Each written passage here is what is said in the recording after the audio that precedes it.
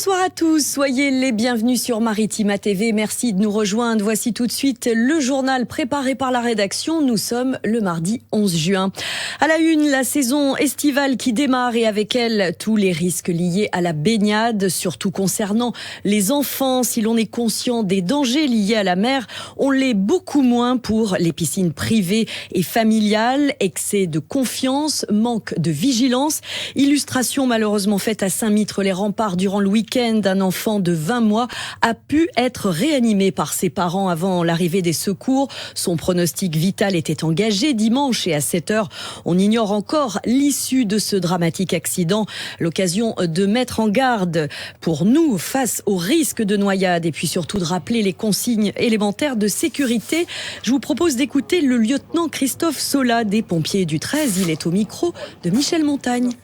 Bien surveiller ses enfants, c'est la priorité, à tout instant, sans les lâcher de vue une seconde. Dans les piscines privées, c'est là où est la problématique.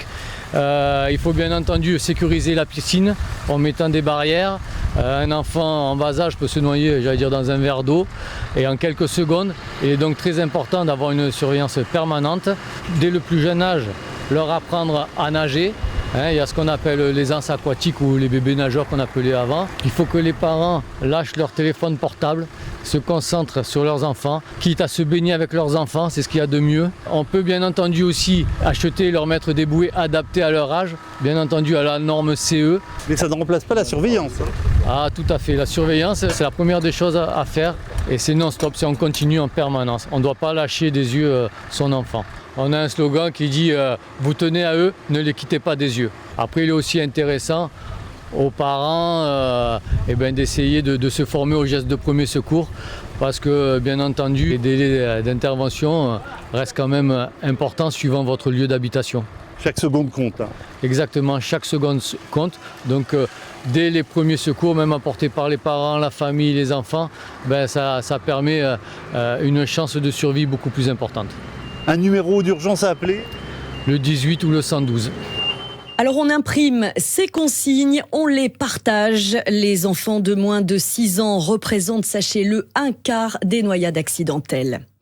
À Martigues, un grave accident de la circulation. Cette fois, ça s'est passé hier soir dans le quartier de Jonquière, place du 8 mai 45. Il a mis en cause une voiture et une trottinette au moment de sa prise en charge par les secours. Le conducteur de la trottinette, âgé d'une 50aine d'années, était grièvement blessé. Il s'agit du deuxième accident ce mois-ci qui implique une trottinette autour de l'étang de Berre. À Istres, une ado de 16 ans avait été renversée en début de semaine dernière. Elle n'avait été que légèrement blessée. Politique à présent, la France, vous le savez, dans une zone de turbulence après les élections européennes. Un rassemblement à l'appel de l'UDCGT a d'ailleurs eu lieu hier devant la préfecture de Marseille. Objectif, dire non à la poussée de l'extrême droite en Europe après les élections dimanche. Écoutez les réactions des participants et puis la parole d'une élue marseillaise syndiquée CGT, Lydia Frenzel. Elle est au micro de Bérénice Vazac. On veut changer de modèle de société, mais pas de ce modèle-là, on n'en veut pas. J'ai envie de voir Bardella Premier ministre, donc voilà pourquoi on est là. Je crois que tout le monde a réalisé ce qui se passait et en même temps, la gauche n'est plus la gauche, donc peut-être que c'est pour ça aussi que les gens ne votent plus. Et que les gens, 65% quand même, ne votent plus. Il faut le regarder aussi comme ça. J'ai été aussi dans un bureau de vote dans les quartiers nord et donc je me suis rendu compte que sur 3 bureaux de vote autour de moi, les gens ne votaient plus à 65%. Donc ça, c'est une vraie question. Pourquoi ils ne votent plus ? Pourquoi ils ne votent pas ? Et pourquoi ils ne sont pas intéressés par ça ? Parce qu'en fait, si on se partage à chaque fois, nous, en tant qu'élus, les fameux 35% qui restent, ça veut dire bien des choses. J'ai vu les résultats des élections et franchement, j'étais choquée. Enfin, je ne m'attendais pas du tout à ce résultat. Le RN qui remporte plus de 30% des voix. J'étais choquée. Du coup, je me suis dit aujourd'hui, c'est normal d'être là, de montrer qu'on n'est pas d'accord avec ce qui s'est passé. Et aussi d'appeler au vote pour le 30 juin suite à la réaction de Macron. Abasourdi par la situation. Abasourdi par ce que vient de faire Macron, de dérouler le tapis rouge au Rassemblement national. Parce qu'au-delà de l'Europe, il y a le monde, et le monde va mal. Et la dissolution de l'Assemblée nationale, vous en pensez quoi ? C'est rapide, brutal, injustifié parce qu'il avait 9 mois quand même, et que là, ça précipite tout le monde dans des situations un peu étriquées pour vraiment préparer, faire une campagne électorale. On rappelle que dans les Bouches-du-Rhône, les votes en faveur du Rassemblement national ont augmenté de 12 points par rapport aux européennes de 2019. Les législatives des 30 juin et 8 juillet prochains ont donc secoué la vie politique depuis l'annonce de la dissolution de l'Assemblée nationale dimanche soir. Hendrik Davy, député LFI de la 5e circonscription de Marseille, est candidat à sa réélection. Il était l'invité de la rédaction sur nos ondes aujourd'hui. Et c'est au micro de Didier Gesualdi qu'il a lancé son appel pour ces législatives anticipées. Écoutez plutôt. Globalement, moi je pense qu'il faut que les gens aillent voter et qu'on évite cet enfer que c'est Bardella Premier ministre, qui mettrait le pays en profonde division, parce que je pense que le Rassemblement national va alimenter des divisions et va pas du tout résoudre les problèmes, et notamment les problèmes sociaux. S'il y a quelque chose qu'il faut dire aux électeurs qui sont tentés, aux électeurs qui sont tentés par le Rassemblement national, c'est que le Rassemblement national jamais reviendra sur la retraite à 64 ans, parce que fondamentalement, il a les mêmes thèses économiques, même s'il ne le dit pas, que la droite et le centre. Et franchement, si on veut des acquis sociaux, d'augmentation de salaire, le blocage des prix, il va falloir voter pour la gauche aux prochaines élections législatives. Demain, on devrait en apprendre davantage concernant les candidatures des députés en vue de ces législatives. En attendant, on fait le point sur les premières informations de la journée avec Sandrine Calvérac. Dans la 13e circonscription de notre département qui regroupe Martigues, Port-de-Bouc, Istres, Saint-Mitre, Port-Saint-Louis et Fos-sur-Mer, des députés sortants ont d'ores et déjà déclaré qu'ils repartaient dans la bataille pour les législatives européennes. C'est le cas de Pierre Dharréville, député sortant NUPES. Fos-sur-Mer, avec Marignane, Rognac et Châteauneuf, est l'une des villes de l'étang de Berre où la liste d'extrême droite a le plus dominé, avec 59,2% de votes accordés en cumulé au Rassemblement national et à Reconquête. Dans ce contexte, le maire René Raymondi a confirmé apporter son soutien à Pierre Dharréville pour les élections législatives. Autre soutien pour le candidat NUPES, François Bernardini, le maire d'Istres. Pierre Dharréville qui a déjà lancé sa campagne à Martigues. À droite, le président des Républicains, Éric Ciotti, a appelé à un accord de programme entre son parti et le Rassemblement national, ce qui ne fait pas l'unanimité au sein de son propre parti. De son côté, Raphaël Glucksmann, candidat PS Place Publique arrivé en tête de la gauche avec 13,8% des votes, souligne que face au RN aux portes du pouvoir, il est irresponsable de refuser de discuter de rassemblement. On devrait en apprendre davantage concernant l'union des partis à gauche comme à droite dans les prochaines heures. Selon nos dernières informations, pas d'accord entre le Rassemblement national et Reconquête. Marion Maréchal a déploré le changement de position du RN qui, je cite, refuse le principe même d'un accord avec son parti. Aucune association directe ou indirecte avec Éric Zemmour n'étant souhaitée. Des réunions sont prévues dans la journée au sein des différents QG des partis. Demain, on fera le point de la situation dans nos prochaines éditions. Emmanuel Macron, de son côté, a exclu de démissionner, quel que soit le résultat de ces législatives anticipées. Dans un entretien publié aujourd'hui par le Figaro Magazine, la conférence de presse du chef de l'État dévoilant les axes de campagne de la majorité, l'orientation qu'il croit juste pour la nation, initialement prévue aujourd'hui, a par ailleurs été reportée à demain à la mi-journée. On change de thème. Transport maritime, SMA CGM renforce son trafic pendant l'été de 25%, précisément entre l'Asie et l'Europe, pour les mois de juillet et août. Ce service saisonnier exceptionnel baptisé French Peak Service se traduira par le départ de 7 navires supplémentaires d'une capacité de 7000 conteneurs. Ils seront déployés entre le 30 juin et début septembre, avec un départ toutes les 2 semaines depuis la Chine et à destination alternativement du nord de l'Europe et de la Méditerranée, notamment en passant par Fos. Après ces difficultés, le 3e transporteur maritime mondial, également présent dans la logistique, a enregistré donc un rebond d'activité. Au premier trimestre, le volume de marchandises transportées a augmenté de 11,7% par rapport aux 3 premiers mois de 2023.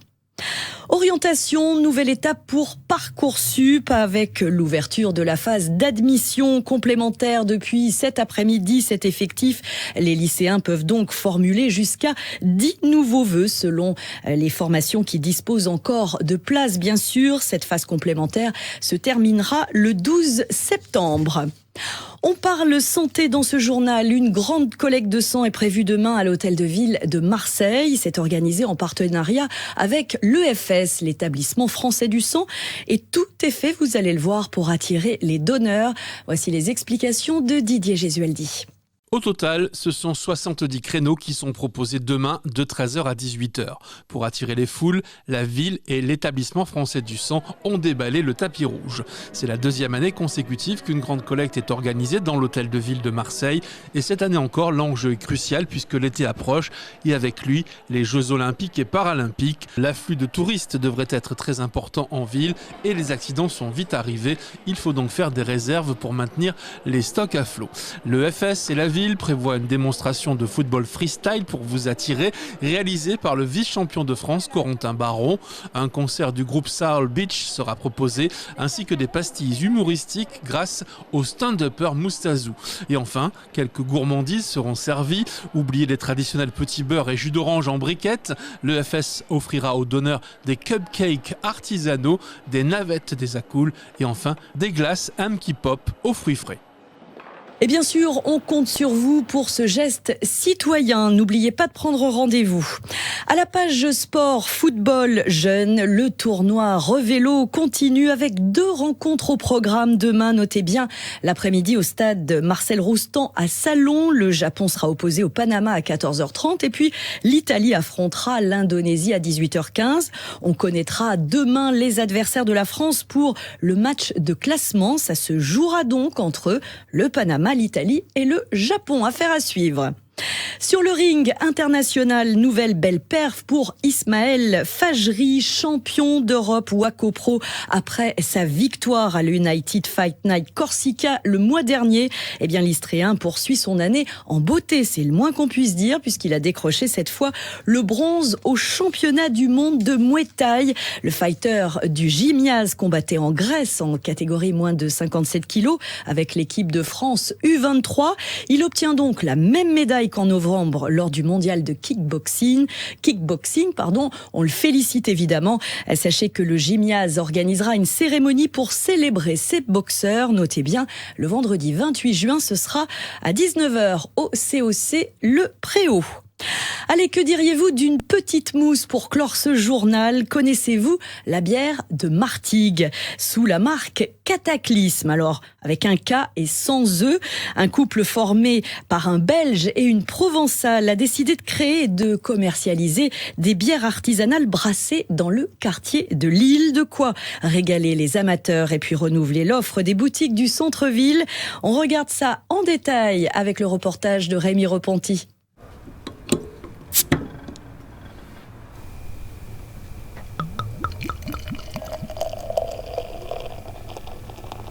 Décapsuler et écouter couler la bière dans un joli verre, c'est ce qui peut vous arriver en passant par la rue de la République, l'artère principale du quartier de Lille à Martigues, là où sont situées accolées l'une à l'autre la brasserie et la boutique Cataclysme. Patrick Noël y fabrique ses bières avec une méthode de brassage belge comme lui, à laquelle sont ajoutées de petites notes provençales. On va retrouver du safran, on va retrouver de l'anis vert, on va trouver pas mal de fleurs ou de plantes aromatiques. Et donc ça donne une petite note un peu différente aux bières. Pour l'instant, on a 12 recettes, ce qui est pas mal parce qu'on fait des petits volumes, on les fait en fonction des saisons. Des recettes qui se concoctent à 2, car Lola Noël y apporte son sud natal. Les recettes, on essaie de les faire ensemble pour allier justement les deux, la Belgique et la Provence. Et les huiles essentielles, c'est un peu mon métier puisque je suis naturopathe, donc je connais un peu les huiles essentielles et les épices qui peuvent s'allier. Et Patrick, par contre, il crée les recettes du premier coup et au top à chaque fois. Et justement, la toute nouvelle, c'est la bière de Lille. Elle n'est pas tout à fait terminée, elle sera terminée dans une dizaine de jours. Donc on a voulu faire une bière blonde, rafraîchissante, vraiment pour le sud. Donc le petit ingrédient particulier, c'est de la verveine citronnée, donc c'est ce qui donne le petit côté rafraîchissant. Et aux couleurs de Martigues. Et donc au moment où Martigues passe en Ligue 2, c'est vraiment, c'est le clin d'œil, on va dire, sur cette bière de Lille. À consommer donc en regardant un match de foot ou pour un apéro d'été, mais toujours, bien sûr, avec modération.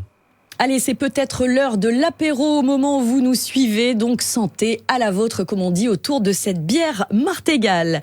C'est la fin de ce journal, merci de l'avoir suivi. Tout de suite, les prévisions météo de Paul Marquis, notre partenaire de la météo du 13. Très belle soirée à tous, à demain, même heure, même endroit.